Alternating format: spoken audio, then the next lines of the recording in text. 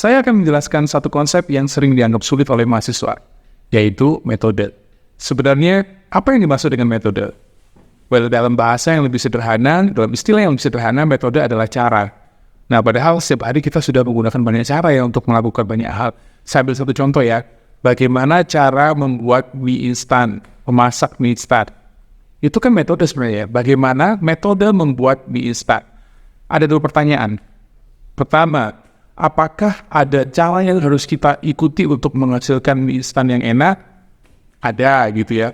Kemudian di mana kita bisa mendapatkan cara untuk menghasilkan mie instan yang enak? Ada di belakang bungkusnya gitu. Sehingga pertanyaan ini kalau kita terapkan dalam penelitian, apakah ada cara bagi kita untuk melakukan penelitian? Ada. Di mana kita bisa mendapatkan cara tersebut? Ada di dalam referensi ilmiah yang bisa kita dapatkan dari berbagai sumber.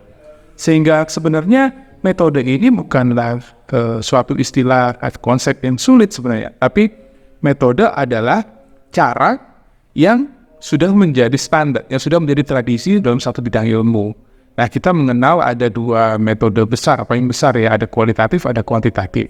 Di mana kita bisa mendapatkan penjelasan dan pemahaman terkait dengan dua metode tersebut, itu ada di literatur ilmiah gitu, ada kajian pustakanya, ada referensi yang bisa kita baca kemudian. Apakah sebenarnya metode ini hal yang menyulitkan bagi kita sebagai peneliti atau bagi mahasiswa?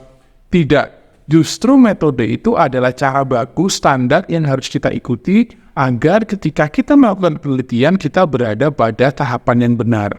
Jadi harus banyak membaca buku-buku yang berkaitan dengan metode. Kenapa? Karena buku-buku tersebut akan menyajikan cara bagi kita untuk melakukan penelitian. Seperti halnya begini nih, kalau kita membuat mie instan tanpa membaca dan tanpa pengetahuan bagaimana kita bisa menghasilkan mie instan yang enak, maka hasilnya adalah ya bisa ditebak gitu ya. Nah sekarang bagaimana kalau itu kita terapkan di penelitian? Kalau kita tanpa membaca buku metodologi, tanpa memahami metode secara meneliti, tanpa mengetahui tahapannya, jenisnya, dan lain-lain, kemudian kita langsung saja melakukan penelitian, hasilnya pasti salah gitu ya. Dan kemudian tidak bisa kita gunakan di dalam skripsi, tesis, atau disertasi. Sehingga pemahaman akan metode ini menjadi sangat penting di dalam proses penelitian. Ingat aja bahwa sebenarnya metode itu bukan suatu hal yang rumit, metode adalah cara. Dalam bahasa ilmiah disebut sebagai metode. Di mana kita bisa mendapatkan pemahaman itu ada di dalam buku. Silahkan dibaca. Kita ketemu lagi.